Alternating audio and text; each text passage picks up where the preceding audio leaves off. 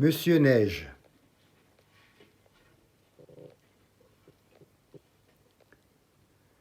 Deux jours avant Noël, il commença à neiger. Il neigea tout l'après-midi, toute la soirée et toute la nuit. Des millions, des milliers, des milliards de flocons de neige tombèrent sans bruit. Quand le jour se leva, il fallait voir la quantité de neige qui était tombée.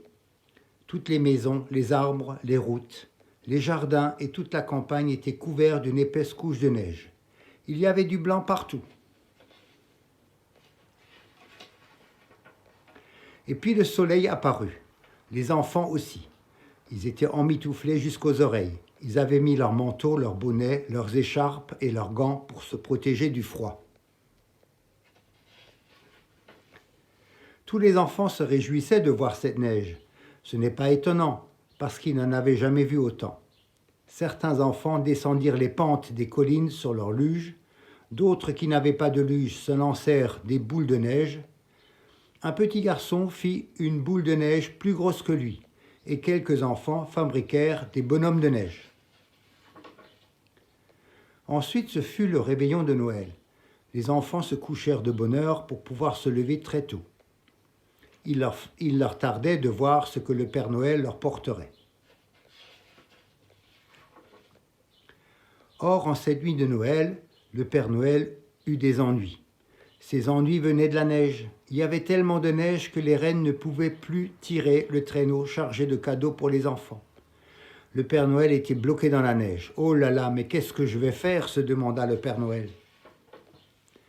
Il s'assit sur son gros sac rempli de jouets et il réfléchit.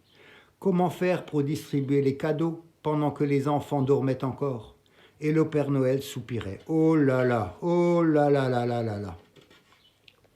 Il se trouvait que le Père Noël était resté bloqué devant un bonhomme de neige fabriqué par un des enfants.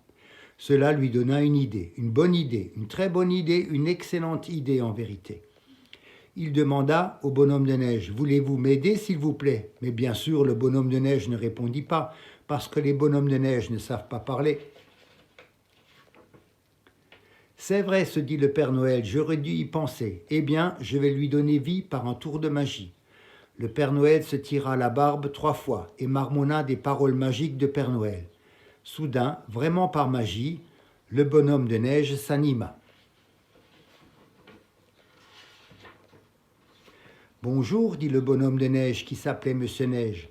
On dirait que vous êtes bloqué. Si vous voulez mon avis, et même si vous ne le voulez pas, de toute façon, je dirais que vous ne pouvez pas rester bloqué comme ça, si vous voyez ce que je veux dire. Et je suppose que, si vous m'avez donné vie, c'est pour que je vous aide, alors que puis-je faire pour vous ?» Comme tu l'as sans doute deviné, Monsieur Neige était un bonhomme de neige plutôt bavard.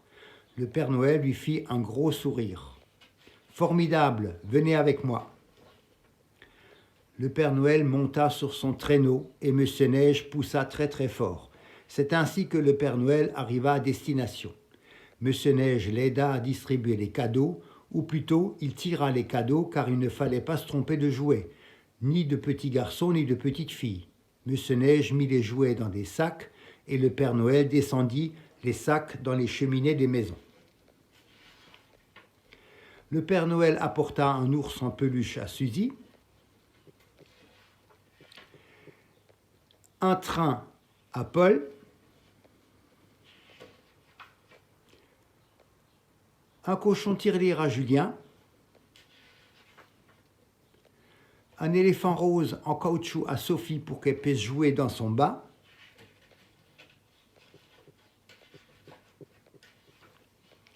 et soudain, Monsieur Neige et le Père Noël s'aperçurent qu'ils avaient fini.